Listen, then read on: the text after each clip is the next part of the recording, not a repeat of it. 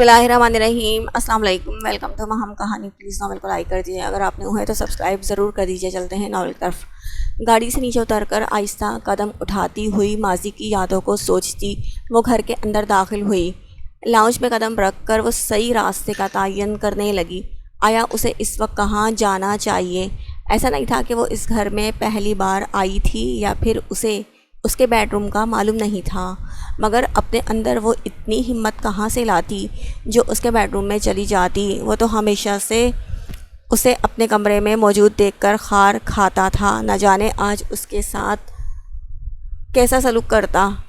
وہ ہمت کرتی اس کے بیڈ روم کا رخ کرنے لگی۔ چند دنوں پہلے جب وہ اپنی شادی کی شاپنگ کرنے شہر میں موجود اس گھر میں آئی تھی تب وہ کس قدر خوش تھی، اور اب کمرے کے اندر داخل ہو گئی مگر وہ کمرے میں اس وقت کہیں بھی موجود نہیں تھا۔ کتنی بار سمجھایا ہے تمہیں کہ میرے کمرے میں یوں منہ اٹھا کر مت آ جایا کرو، عقل نام کی کوئی چیز ہے تمہارے اندر یا نہیں؟ چند دنوں پہلے اسی کمرے میں اس کے اچانک آنے پر وہ کس قدر برہم ہوا تھا۔ اپنی شرٹ پہن کر اس کے بٹن بند کرتا ہوا وہ اس کو جھاڑتا ہوا بولا تھا۔ تب اسے اس چڑچڑے بابا پر ہنسی آئی تھی جو ایک مرد ہو کر اچھی باڈی کا مالک ہوتے ہوئے بھی لڑکیوں کی طرح شرماتے شرٹ پہن رہا تھا، اور جب اس نے اس چڑچڑے بابا سے اس بات کا اظہار کیا کہ اسے اتنا شرمانے کی ضرورت نہیں، تب وہ اس پر کتنا غصہ ہوا تھا۔ آئندہ اگر تم نے میرے کمرے میں قدم رکھا تو حشر بگاڑ دوں گا تمہارا۔ وہ اس کی دھمکی یاد کر کے کمرے میں چاروں طرف اس کو دیکھنے لگی جو اس وقت اپنے کمرے میں کہیں موجود نہیں تھا۔ تبھی اس کی نظر ٹیرس پر اٹھی، وہ وہیں تھا اور موبائل پر کسی سے غصے میں بات کر رہا تھا، شاید معائشہ۔ نہ جانے معائشہ کو آج ہوئے حادثے کا علم ہوا تھا یا ابھی تک وہ بیچاری لا علم تھی۔ ابھی وہ معائشہ کے بارے میں سوچ ہی رہی تھی تب وہ ٹیرس سے اپنے کمرے میں آیا۔ شاید وہ اس کو اپنے کمرے میں دیکھ چکا تھا۔ کیوں آئی ہو تم میرے کمرے میں؟ کڑے تیوروں سے گھورتا وہ اپنے سامنے کھڑی سجی سنوری دلہن کے روپ میں اس لڑکی سے پوچھنے لگا جو اس وقت کسی اپسرا سے کم نہیں لگ رہی تھی، مگر وہ سامنے کھڑی اس لڑکی کے اس روپ میں ذرا برابر دلچسپی نہیں رکھتا تھا۔ تو آپ ہی بتا دیں اب اور کہاں جاؤں؟ وہ سامنے کھڑے اس مغرور انسان سے پوچھنے لگی جو کبھی بھی اس کو خاطر میں نہیں لایا تھا۔ بھلا وہ کیسے پیچھے ہٹ جاتا، اب تو وہ اس کا مالک بن بیٹھا تھا، جی بھر کے اس کی تذلیل کر سکتا تھا، وہ بھی ٹھوک بجا کر میری بلا سے تم جہنم میں جاؤ، مگر یہاں میری نظروں کے سامنے سے دور چلی جاؤ، نہیں تو میں آج تمہارا سچ میں حشر بگاڑ ڈالوں گا۔ وہ غصے میں اسے شعلہ اگلتی آنکھوں سے گھورنے کے ساتھ بولتا ہوا تیزی سے قدم بڑھاتا اس کے پاس آیا۔ کیوں بگاڑیں گے آپ میرا حشر؟ میں پوچھتی ہوں میرا جرم کیا ہے؟ برا تو آج خود میرے ساتھ ہوا ہے۔ بھرائی ہوئی آواز میں آنسو کو روکے وہ سامنے کھڑے سنگ دل شخص سے پوچھنے لگی جس نے سختی سے اس کے دونوں بازو اپنے مضبوط ہاتھوں میں جکڑ لیے۔ اس کی آنکھوں میں غضب دیکھ کر وہ تکلیف سے کراہ بھی نہیں سکی تھی۔ تم مجھ سے اپنا جرم پوچھ رہی ہو؟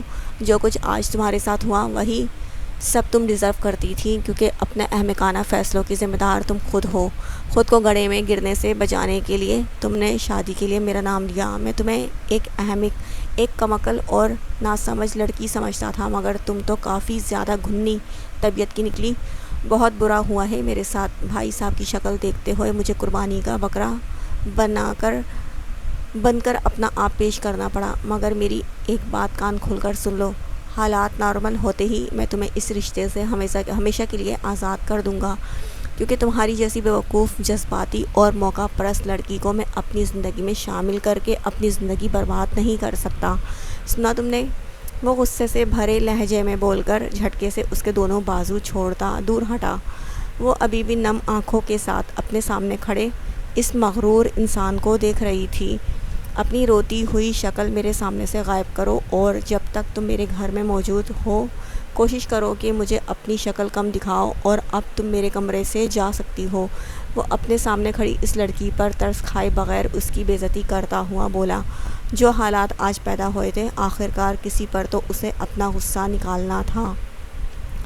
وہ جو توقع کر رہا تھا اس بے عزتی کے بعد وہ خاموشی سے اس کے کمرے سے چلی جائے گی، مگر یہ اس کی بھول تھی۔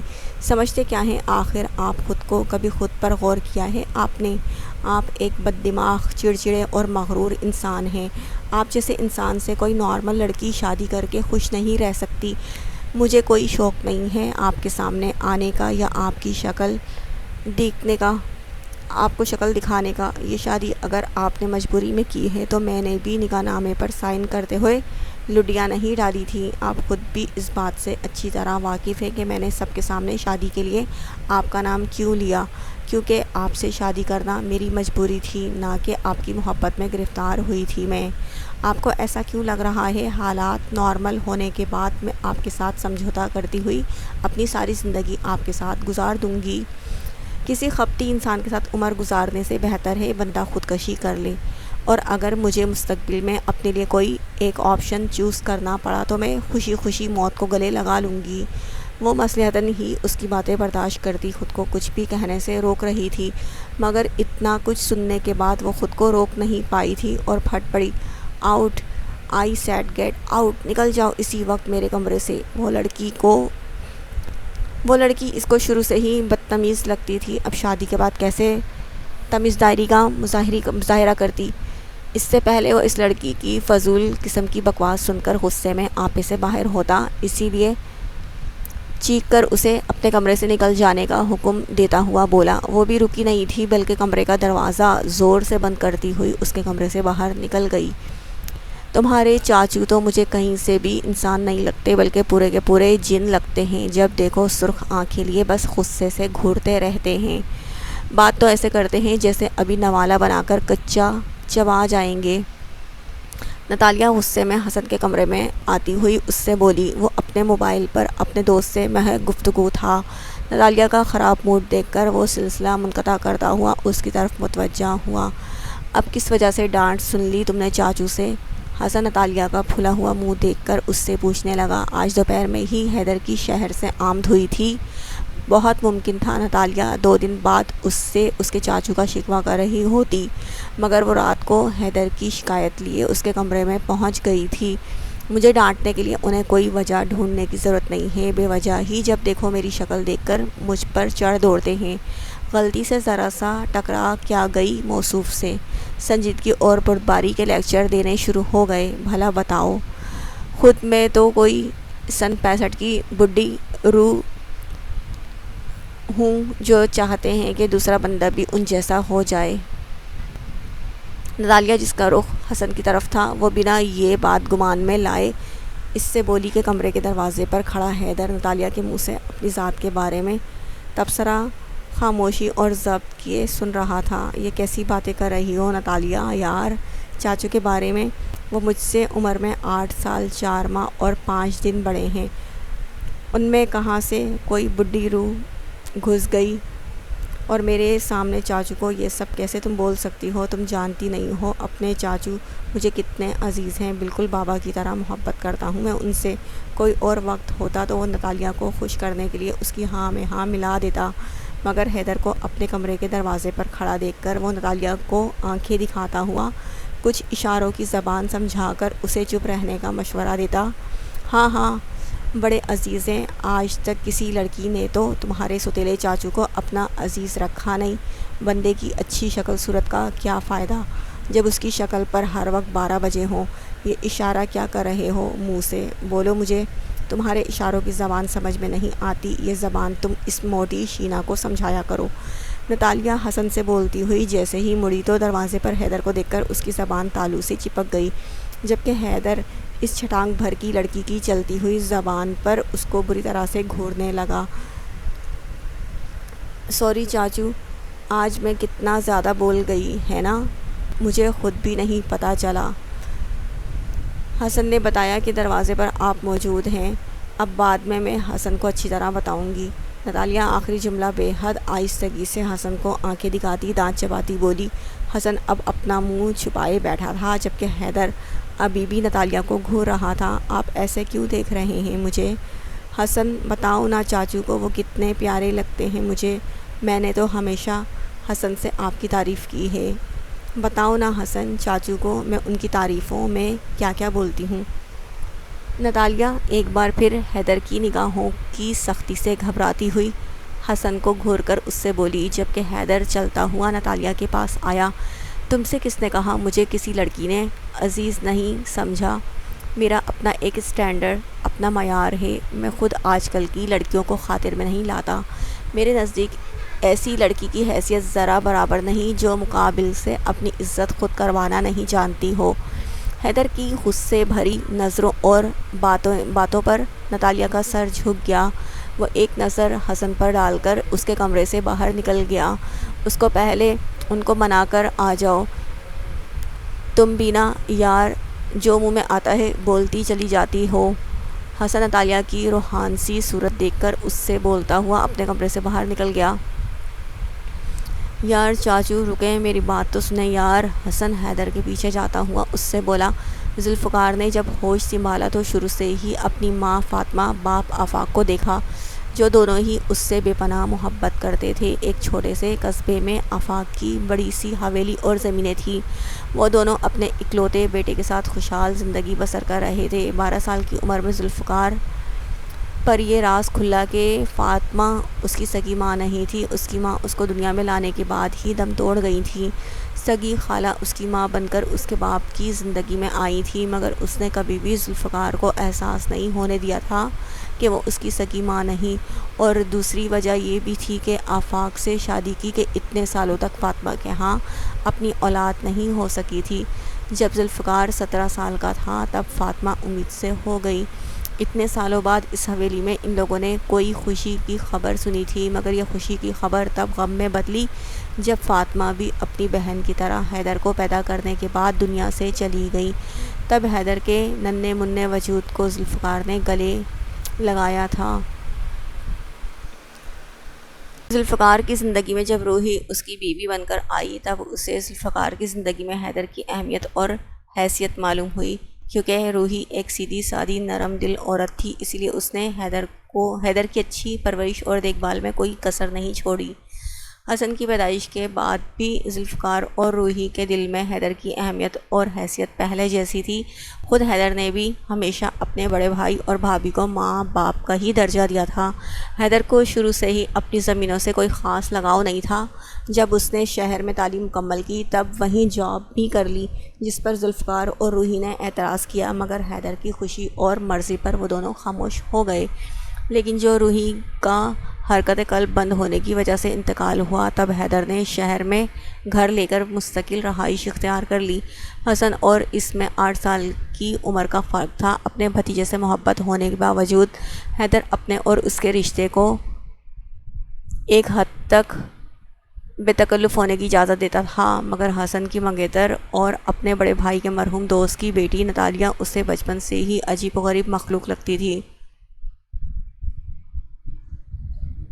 جس کو حیدر نے شاید ہی کبھی سیریس دیکھا تھا۔ لاابالی سی طبیعت رکھنے والی، ہر دم ہنسنے کھیلنے والی اس لڑکی کو حیدر نے تب زندگی میں پہلی بار روتے دیکھا جب نتالیہ کے ماں باپ دونوں ہی انتقال کر گئے تھے اور نتالیہ کی ذمہ داری ذوالفقار کو سونپ گئے تھے۔ اس طرح نتالیہ جو پہلے کبھی کبھی اپنے ماں باپ کے ساتھ حویلی آیا کرتی، اب پچھلے 2 سال سے مستقل حویلی میں ہی مقیم تھی۔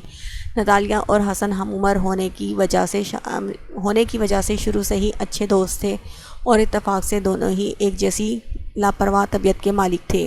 چند ماہ پہلے حسن نے اسے بتایا تھا کہ وہ نتالیہ سے محبت کرنے لگا ہے اور اس سے شادی کرنے کا ارادہ رکھتا ہے، مگر تب حیدر نے اس کی نیچر کی وجہ سے حسن کی بات کو سیریس نہیں لیا تھا۔ جب ذوالفقار نے اسے فون کر کے حسن اور نتالیہ کی منگنی کی خبر سنائی اور شہر آنے کے لیے کہا تب حیدر کو یقین آیا۔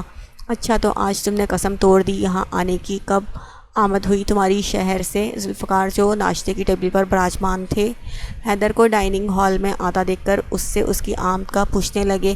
اب شکوے شکایتوں کا دور چلانے نہیں بیٹھ جائیے گا، آپ کو خود بھی اندازہ ہے میری جاب کا، میں مشکل سے ہی ٹائم نکال پاتا ہوں، اسی لیے اتنی دور آنا مشکل ہو جاتا ہے۔ آپ کے بلاوے پر کل ہی آ گیا تھا، مگر مجھے بلا کر آپ خود زمینوں پر نکل گئے تھے۔ حیدر ذوالفقار کی دائیں جانب کرسی پر بیٹھتا ہوا اس سے بولا۔ وہ ہمیشہ ہی ذوالفقار سے احترام سے بات کیا کرتا، کیونکہ ذوالفقار نے اسے بھائی کے بجائے اپنے بیٹے کی طرح پالا تھا۔ یہاں اپنی زمینوں کو چھوڑ کر تم خود شہر میں جا بسے ہو، نوکری کرنے کی حماقت بھی تم نے خود کی ہے۔ میرے شکوے کرنے پر جن کی وضاحت دینے بیٹھ گئے ہو، اور میں نے تمہیں 2 دن پہلے نہیں بلایا تھا بلکہ ناراض ہونے کی دھمکی پر تمہیں حویلی مجبوراً آنا پڑا۔ حویلی آنے کے لیے تو میں پچھلے 2 ماہ سے تمہیں کہہ رہا تھا۔ ذوالفقار بہت پیارے انداز میں ان کی کھچائی کرتا بولا، جس پر حیدر کے ہونٹوں پر مسکراہٹ نمودار ہو کر غائب ہو گئی۔ آپ کو معلوم تو ہے بھائی، زمینوں سے مجھے کوئی خاص دلچسپی نہیں رہی شروع سے ہی۔ آپ یقین جانیے پچھلے 2 ماہ کی بے حد مصروفیت تھی، چاہ کر بھی حویلی آنے کے لیے ٹائم نہیں نکال پا رہا تھا۔ اچھا اب آ گیا ہوں آپ کے پاس تو پھر مجھے بتائیں کہ وہ کون سی ضروری بات تھی جو آپ کو کرنی تھی مجھ سے۔ حیدر ساری باتوں کو ایک طرف رکھتا ہوا کیٹل سے اپنے لیے چائے نکالتا اپنے بڑے بھائی سے وہ بات پوچھنے لگا جو ذوالفقار فون پر بتانے سے انکار کر رہا تھا۔ میں نے فیصلہ کیا ہے کہ 2 ماہ بعد حسن اور نتالیہ کی شادی کر دوں، مگر دیکھا جائے تو حسن سے تم عمر اور رشتے میں بڑے ہو، اپنے لیے کیا سوچا ہے تم نے؟ میں یہ جاننا چاہتا ہوں۔ ذوالفقار نے ناشتہ کرنے کے ساتھ بات کا آغاز کیا تو حیدر چائے کا کپ ٹیبل پر رکھتا ہوا حیرت سے بولا، آپ نے صرف اس بات کے لیے مجھے شہر سے یہاں بلایا ہے بھائی صاحب سیریسلی؟ اور حسن، اس کی عمر ہے کوئی شادی کرنے لائق؟ وہ ابھی صرف 21 سال کا ہے، اسے کم از کم اتنا میچور تو ہونے دے کہ وہ کوئی ڈھنگ کا فیصلہ اپنے لیے کر لے۔ اتنی چھوٹی عمر میں آپ اس کی شادی کر دیں گے؟ حیدر کو سچ میں ذوالفقار کی بات سن کر حیرت ہوئی تھی۔ وہ تو حسن کی اتنی جلدی منگنی پر بھی خاموش تھا، اور اتنی چھوٹی سی عمر میں شادی۔ حسن کی شادی کا معاملہ فی الحال ایک طرف رکھو، ابھی اپنی بات کرو۔ تمہاری عمر تو ہے نا شادی کرنے لائق؟ اگلے سال 30 سال کے ہو جاؤ گے۔ اگر روحی زندہ ہوتی تو یہ سب فکریں وہی پالتی، ابھی تو سب کچھ مجھے ہی دیکھنا ہے۔ ذوالفقار اپنی مرحوم بیوی کو یاد کرتا ہوا بولا، جس نے حیدر اور حسن دونوں میں ہی کبھی کوئی فرق نہیں رکھا تھا۔ معائشہ کا ذکر کیا تھا میں نے آپ سے، میرے ساتھ میرے ہی آفس میں کام کرتی ہے، ملواؤں گا بہت جلد اسے آپ سے۔ عمر بھائی صاحب، آپ کو نہیں لگا جس کے معاملے میں آپ کافی جلد بازی سے کام لے رہے ہیں؟ حیدر کی سوئی ابھی تک حسن کی شادی پر اٹکی ہوئی تھی، کیونکہ حسن اچھا خاصا لاابالی طبیعت رکھنے کے ساتھ لاپرواہ سا لڑکا تھا اور کم عمر بھی، جبکہ جس سے اس کی شادی ہونے جا رہی تھی لاپرواہی اور بچپنے میں اس نے حسن کو بھی مات دے رکھی تھی۔ اور معائشہ کا ذکر اپنے بھائی کے سامنے حیدر نے اس لیے کر ڈالا تھا کیونکہ معائشہ حیدر کو پسند کرتی تھی، جس کا اظہار اس نے خود حیدر کے سامنے کیا تھا۔ حیدر سے 2 سال چھوٹی مگر ایک میچور لڑکی تھی، پیار محبت جیسی چیز کا احساس کبھی حیدر کو چھو کر بھی نہیں گزرا تھا، اسی لیے اس نے معائشہ کے جذبے کی قدر کرتے ہوئے حیدر نے اس کو اپنی زندگی میں شامل کرنے کا فیصلہ کر لیا تھا۔ تم صحیح کہہ رہے ہو، حسن اور نتالیہ کے معاملے میں جلد بازی سے کام لے رہا ہوں، مگر اس کے پیچھے خاص وجہ ہے۔ تم جانتے ہو اسحاق میرا جگری یار تھا، اپنی موت کے بعد اس نے مجھ سے وعدہ لیا تھا کہ میں نتالیہ کا خیال رکھوں گا اور اس کو اپنی بیٹی بنا کر اپنے پاس ہی رکھوں گا، کیونکہ رزاق کو اپنے چھوٹے بھائی کمال پر بھروسہ نہیں ہے۔ اسے خدشہ تھا کمال جائیداد کے چکر میں اپنے پاگل بیٹے سے نتالیہ کی شادی نہ کر دے۔ ابھی ہفتہ بھر پہلے ہی کمال نتالیہ سے ملنے یہاں آیا تھا، وہ نتالیہ کو اپنے گھر ساتھ لے کر جانے کی بات بھی کر رہا تھا، مگر نتالیہ کے انکار پر فی الحال وہ خاموشی سے چلا گیا۔ مگر مجھے نہیں لگتا کہ اگر وہ دوبارہ نتالیہ کو لینے آیا تو یوں ہی خاموشی سے اور شرافت سے واپس لوٹ جائے گا۔ اس سے پہلے کوئی بڑی بات یا حادثہ ہو، میں نتالیہ اور حسن کی شادی کر دینا چاہتا ہوں۔ ذوالفقار کی بات پر حیدر خاموشی سے ناشتہ کرنے لگا۔ اس نے کبھی بھی ذوالفقار کی کسی بات پر اعتراض نہیں کیا تھا۔ چاچو یار، کیا آپ ابھی تک ناراض ہیں؟ کل والی بات پر ذوالفقار ناشتہ کر کے جا چکا تھا، حیدر بھی اٹھنے ہی والا تھا، تبھی حسن اس کے برابر میں کرسی کھسکا کر بیٹھتا ہوا حیدر سے پوچھنے لگا، میں کل بھی تم سے ناراض نہیں تھا حسن، بس تمہاری بچوں والی حرکتوں سے چڑ ہے مجھے۔ کم از کم اب تمہیں سنجیدہ ہو جانا چاہیے اپنی زندگی کو لے کر۔ حیدر چائے کا آخری گھونٹ لے کر خالی کپ میز پر رکھتا ہوا حسن سے بولا، جس پر حسن کے ہونٹوں پر مسکراہٹ رینگنے لگی۔ اب تو سنجیدہ ہو جاؤں گا چاچو، بابا نے بتایا تھا آپ کو 2 ماہ بعد میرے ہاتھ پیلے ہونے والے ہیں۔